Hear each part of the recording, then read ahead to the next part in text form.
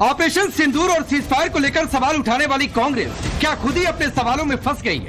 प्रधानमंत्री मोदी लगातार पाकिस्तान को ललकार रहे, ऑपरेशन सिंदूर की सफलता के बाद हुंकार भर रहे, लेकिन विपक्ष खासतौर पर कांग्रेस इसी मुद्दे पर सरकार को घेरने में जुटी है। लेकिन अब बीजेपी ने भी इतिहास के पन्ने खोलकर कांग्रेस पर सीरियल अटैक करना शुरू कर दिया है। गुजरात दौरे पर गए प्रधानमंत्री मोदी ने आज कांग्रेस पर करारा हमला बोला। कहा कि 75 साल पहले सरदार पटेल की बात मान ली होती तो मुजाहिदीन जहन्नुम में। कि पीओ के वापस नहीं आता है तब तक सेना रुकनी नहीं चाहिए, लेकिन सरदार साहब की बात मानी नहीं गई और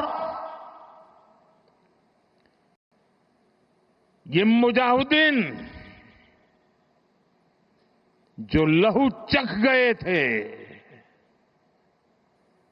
वो सिलसिला 75 साल से चला है। पहलगाम में भी उसी का विकृत रूप था। साफ है, पीएम मोदी ने बिना नाम लिए जवाहरलाल नेहरू को आतंकवाद के लिए जिम्मेदार ठहरा दिया। इतना ही नहीं, प्रधानमंत्री मोदी ने आतंकिस्तान पर कार्रवाई का सबूत मांगने वाले सबूत गैंग पर भी तंज कसा और पाकिस्तान को ठिकाने तय करके 22 मिनट में साथियों, 22 मिनट में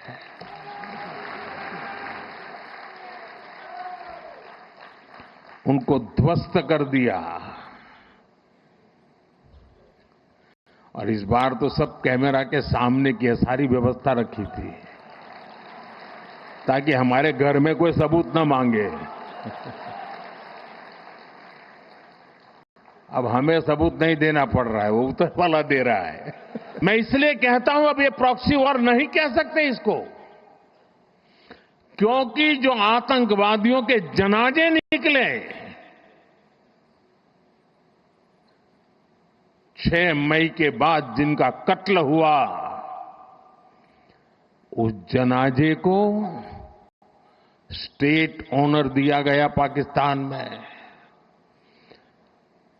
उनके कॉफिन पे पाकिस्तान के झंडे लगाए गए, उनकी सेना ने उनको सैल्यूट दी। ये सिद्ध करता है कि आतंकवादी गतिविधि ये प्रॉक्सी वॉर नहीं है, ये आपकी सोची समझी युद्ध की रणनीति है।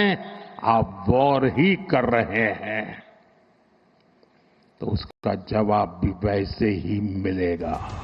वहीं दूसरी तरफ कांग्रेस की सरकार पर हमले जारी हैं। कांग्रेस नेता पवन खेड़ा ने आज फिर प्रधानमंत्री मोदी पर डायरेक्ट अटैक किया, फिल्मी सितारों से प्रधानमंत्री मोदी की तुलना कर दी। इतना ही नहीं, पवन खेड़ा ने आरोप लगा दिया कि जो पाकिस्तानी आतंकी चाहते थे वही मोदी सरकार ने किया। आपने वो काम किया जो शायद जिन्ना चाहते थे, जो लश्कर तैयबा चाहता है, जो जैश चाहता है, जो पाकिस्तान चाहता है। आपने वही उन्हीं की भाषा में बात की, आपने वही विचारधारा दिखाई, आपने वही मानसिकता दिखाई। जिस तरह से वो कभी प्रेम चोपड़ा की तरह, कभी परेश रावल की तरह डायलॉग्स दे रहे हैं, साहब जा करिए, सिंदूर है, इसमें रगों में मांग क्या है, खून है, गर्म है, ठंडा है, और गोली खाओ, रोटी खाओ। ये प्रधानमंत्री है, ये प्रधानमंत्री है देश के। आज तक हमें जवाब नहीं मिला कि 2023 में पुंछ में जो आतंकियों ने किया, 2 अक्टूबर 2024 में गांधरबल में जो किया, गुलमर्ग में अक्टूबर 2024 में जो किया, पहलगाम में अप्रैल 2025 में जो किया, उन आतंकियों का क्या हुआ, वो कहां है? आज तक जवाब नहीं मिला कि सीजफायर किन शर्तों पर हुआ। आज तक जवाब नहीं मिला हाफिज सईद, अजहर मसूद बच के कैसे निकल गए। क्या सीजफायर की शर्तों में इन्हें वापस लाना है या नहीं है? कोई जवाब नहीं। जवाब मांगो, सवाल पूछो तो ये डायलॉग आते हैं। जिस ऑपरेशन सिंदूर से पाकिस्तान तबाह हो गया, कांग्रेस ही नहीं, उद्धव ठाकरे की शिवसेना के नेता संजय राउत तो ऑपरेशन सिंदूर को फेलियर ऑपरेशन बता रहे हैं। देखिए, मैंने कहा पहले, ऑपरेशन सिंदूर ये एक फेलियर ऑपरेशन है सबसे पहले, लेकिन in the interest of nation हम अपोजिशन वाले उसके ऊपर ज्यादा बात नहीं करना चाहते। दूसरी बात यह है कि ऑपरेशन सिंदूर करने की जरूरत क्यों पड़ी है, इसलिए कि पहलगांव में 26 हमारी माता भगिनी का सिंदूर उजाड़ दिया आतंकवादियों ने। इसके लिए जिम्मेदार देश के गृह मंत्री अमित शाह है। और उसका प्रायश्चित लेने के लिए अमित शाह जी ने अपने पद से इस्तीफा देना चाहिए। ये मैं बार बार कहता हूं। नहीं तो प्रधानमंत्री जी ने कर्तव्य पालन में चूक हो गई, इसके लिए अमित शाह का इस्तीफा लेना चाहिए, उनको मंत्रिमंडल से बर्खास्त करना चाहिए। केवल और केवल कांग्रेस के करीब आने के चक्कर में, वोट बैंक के चक्कर में बाबा साहेब जी की सारी विचारधाराओं को त्यागने का काम किया है।